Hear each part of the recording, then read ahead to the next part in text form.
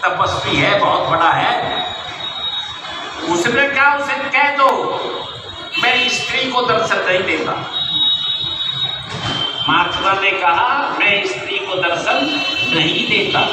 ब्रह्मचारी ने आकर के कह दिया, देवी हमारे महाराज जी कह रहे हैं मैं स्त्री को दर्शन नहीं देता।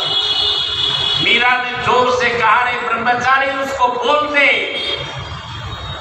मैंने तो सुना था दुनिया में एक ही पुरुष है, आज मुझे पता लगा कि कोई दूसरा भी है।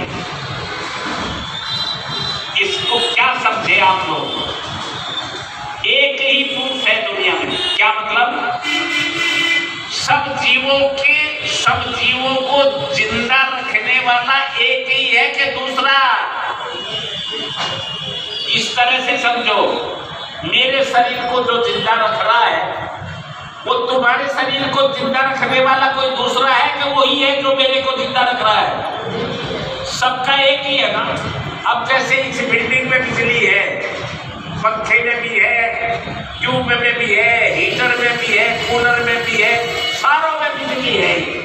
अच्छा तो बताओ बिजली सारों में एक ही है कि ये पंखे में अलग है, इस पंखे में अलग है, या अलग अलग है? सारों में एक ही है ना बिजली। इसी तरह से सारे यंत्र अलग अलग है, औजार अलग अलग है, लेकिन बिजली तो एक ही है। इसी तरह से शरीर अलग अलग है, कोई कुत्ते का, कोई बिल्ली का, कोई कीड़ा मकोड़ा, लेकिन सबको जिंदा रखने वाला कौन है? वो एक ही पुरुष, उसका नाम है, उसको परमात्मा कहते हैं।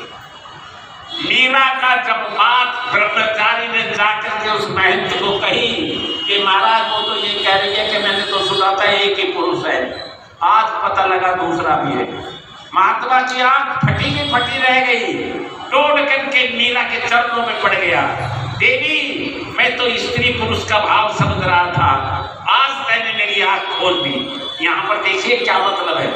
जब तक आपको मैं स्त्री हूँ, मैं पुरुष हूँ, ये भाव जब तक आपके अंदर रहेगा, इसका मतलब स्त्री पुरुष कौन हो तुम? शरीर ही से तो हो ना। इसका मतलब जब आप अपने को स्त्री समझेंगे तो तुम शरीर समझ रहे हो। आपको शरीर ही तो स्त्री है ना, और पुरुष है तो शरीर ही है ना। लेकिन असल में इस शरीर के अंदर, दोनों के अंदर एक ही चीज है ना। वो जो तुम्हारे को जिंदा रख रहा है, उनको जिंदा रख रहा है, वो तो एक ही पुरुष परमात्मा है ना।